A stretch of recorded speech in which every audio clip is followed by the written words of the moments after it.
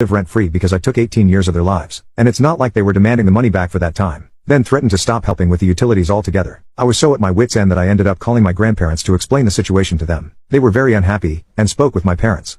But my parents still said they had the right to stay in my home, and refused to budge. My grandpa told me he was sorry it had come to this, and that if they hadn't sold me the house, my parents wouldn't have invaded. I told him not to worry. I'd already filed for a legal eviction, and would get it soon enough, and my parents already knew that they were on borrowed time. I made sure to say that in earshot of my parents too. They responded with the silent treatment. My father was away most of the time driving a delivery vehicle 6 days a week, which was a job really not to his liking. And my mother basically tried to take over my house in her spare time. She demanded I let her rearrange my living room, and even tried to force me to give her and my father the master bedroom, because they were my parents, and they deserved better, as she put it. I vetoed both of those things and said they don't deserve better, and to stop trying to act like I owe them anything. I didn't ask to be born, and it's a normal obligation for parents to raise their own children. And all they were doing was trying to assert dominance to try and keep me from kicking them out. Finally, after 4 months and now into early 2021, I managed to take my parents to court over their squatting. We only needed to go to court because they fought the eviction and tried to gaslight me into rescinding it. They tried to use the fact it was formerly my grandparents' house, and the fact that they were giving me $100 a month as some sort of leverage of residency. But there was no real rental agreement, and they were smart enough not to try and forge one, as that would have been fraud. So the judge ordered that they needed to be out in a maximum of 30 days because they have zero claim on my house.